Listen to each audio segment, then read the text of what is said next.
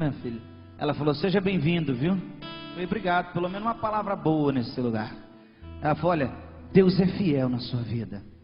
Diga para quem está do seu lado aí, Deus é fiel. Se você estiver na tua casa com alguém, diga para quem está do seu lado, Deus é fiel na sua vida.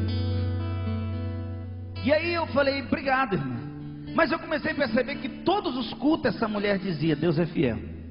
Pai do Senhor, irmão, Deus é fiel. Pai do Senhor, Deus é fiel, Deus é fiel, Deus é fiel. Aí eu peguei e falei assim, tem coisa errada para essa irmã dizer tanto assim que Deus é fiel. Aí um dia eu estava numa panificadora comprando uns pães ali, cidade pequena, quando de repente chega eu conversando com um homem da padaria, ateu, não acreditava em Deus por nada, eu tentando convencer esse homem, porque ele doou o gesso da igreja toda, e eu queria que ele fosse pelo menos lá para a gente fazer um culto de ação de graça, pelo que ele tinha feito pela igreja. E de repente ele chega e eu escuto uma voz atrás de mim, Pai do Senhor, pastor Saulo. Eu falei, meu Deus, parece que eu conheço essa voz. Quando eu olhei para trás, era a irmã Maria. Ô irmã Maria, pode falar mais baixo, todo mundo sabe que eu sou pastor da igreja. Ela foi, ei pastor, Deus é fiel, hein? Eu falei, é verdade, Deus é fiel, irmã. Ela chegou perto do padeiro, olhou bem, apontou o dedo no nariz dele e falou assim, rapaz, esse câncer que você tem, nem sua mulher, nem seus filhos sabem, porque você está com medo de contar e abalar a estrutura da tua família. Mas Deus manda dizer para você que Ele é fiel, e se você for para a igreja, Ele vai te curar. Aí até eu bambiei as pernas, eu falei, não é que essa mulher é de Deus mesmo?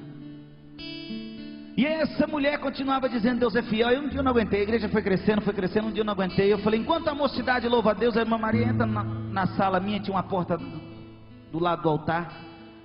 E eu, pastor com jeitinho brasileiro, eu cheguei e falei assim, irmã, não leva mal não, mas eu gostaria de fazer uma pergunta para a irmã. Ela falou, pastor, eu estou aqui para responder o que o senhor quiser, mas antes, Deus é fiel na sua vida, viu? Não é possível. Eu falei, irmã, mas justamente porque Deus é fiel, que eu queria falar com a irmã. Aconteceu alguma coisa de sobrenatural para a irmã dizer tanto assim que Deus é fiel? Eu estou curioso com isso. Ela falou, pastor, aconteceu, mas antes que eu conte para o senhor, é isso aí. Ela falou, pastor, quando eu casei, eu tinha um sonho muito grande de ter filhos. E assim que eu casei, eu descobri que eu não podia ter filhos.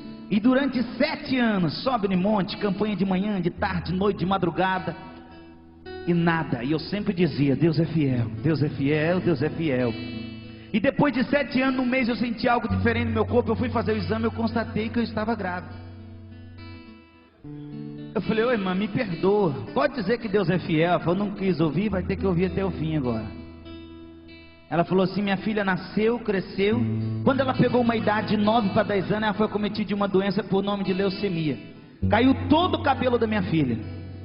E os recursos que tinha em Pedregulho se limitaram. Levamos para Ribeirão Preto, que é um hospital das clínicas, perto de Pedregulho.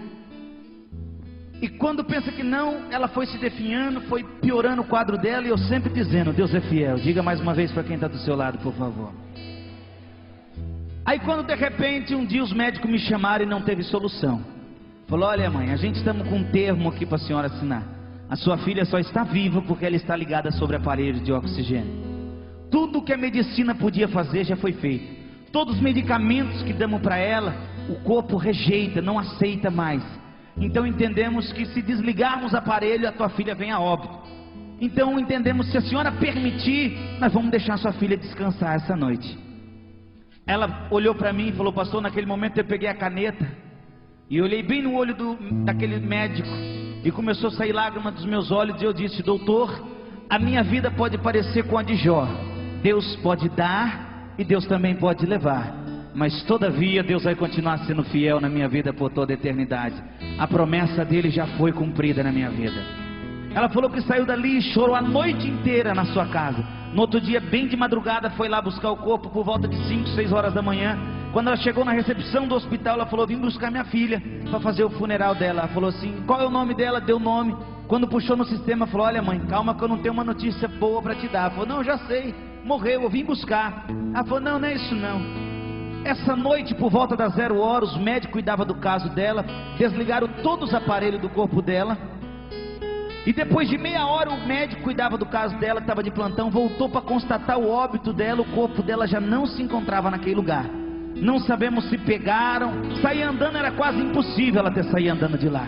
mas estamos procurando. O hospital é muito grande, também estamos procurando. E ela contando que desesperada entra para dentro daquele hospital e começa a entrar num quarto, no outro. Os médicos e enfermeiros falaram assim: não pode sair andando assim, gritando dentro do hospital, não pode fazer isso. Ela falou: pastor, eu ignorei tudo naquele momento e comecei a entrar num quarto, no outro, pedindo pela minha filha. Subi no andar de cima, entrava num quarto do outro. Quando eu cheguei no terceiro andar, eu caí de joelho prostrado no chão e disse: Deus fiel da minha vida, eu tenho direito pelo menos sequer de velar minha filha ainda. Pô, pastor, quando eu olhei para o meu lado direito, tinha uma porta que não estava aberta e nem fechada, a porta estava meio aberta, e eu vi uma perninha de uma criança que correu. Na hora eu falei: a perna da minha filha, tem uma mancha na batata da perna direita, só pode ser a perna da minha filha. Mas quando ela entrou dentro daquele quarto e viu a filha dela, sem cabelo, coradinha, brincando com duas crianças naquele quarto, ela caiu de joelho novamente no chão, prostrada, e falou: minha filha, o que aconteceu com você? A filha chega perto dela e começa a enxugar as lágrimas dela e disse: calma, mãe, eu vou contar para a senhora.